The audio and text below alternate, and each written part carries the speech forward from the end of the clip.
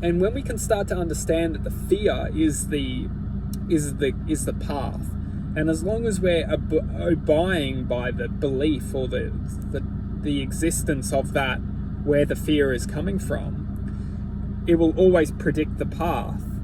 And that path is a path of limitation. It's a path of limitation from full expression of possibility.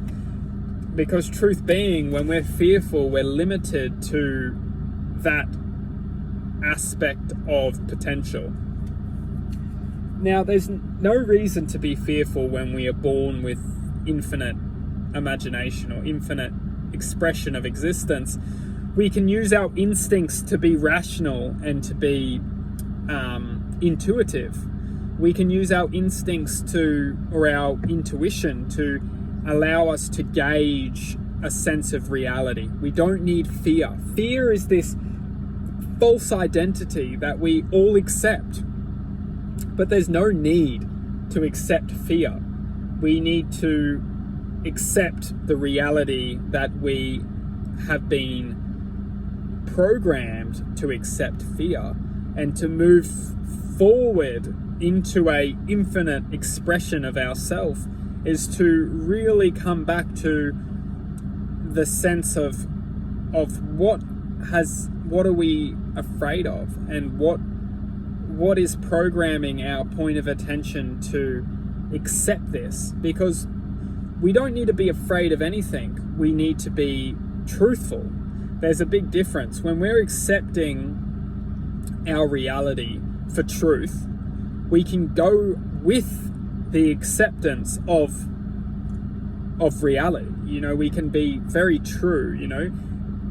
If we feel that driving isn't a good thing because we're afraid to drive, we don't need to be afraid of driving. We can accept ourselves for maybe not having the self-confidence for getting on the roads, and maybe we can work on that by implementing small steps to build our level of confidence, so then maybe one day we can finally achieve driving. And by the time we achieve that, we will realize that there was nothing to be afraid of.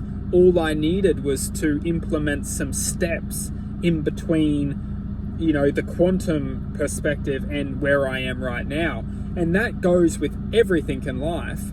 There's no reason to be afraid. All we need to do is implement small steps to work towards achieving what's holding us, and it goes through infinite existence. We can apply the reality that we're in and the person who we are in this moment, and then we can implement small steps to achieve. And what's beautiful is the same thing works with happiness, because it's the opposite. The same thing works with happiness. In order to achieve happiness, we need to implement small steps to achieve that happiness. We can't just expect it overnight. We need to implement small steps to work towards achieving true happiness. And we'll understand that it goes hand in hand. By removing fear, we're actually welcoming true happiness into our life, because the truth being is that fear is contaminating our happiness. And the more fear we have, the more unhappy we are. It goes hand in hand.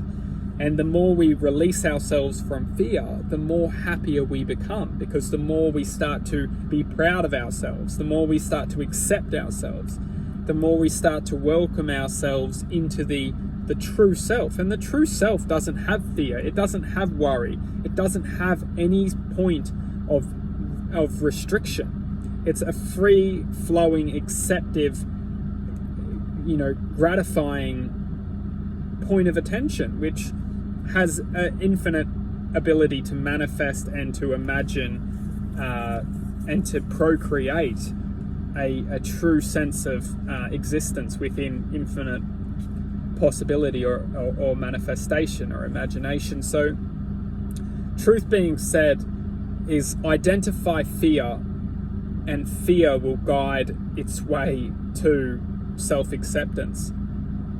We'll wrap it up into one more.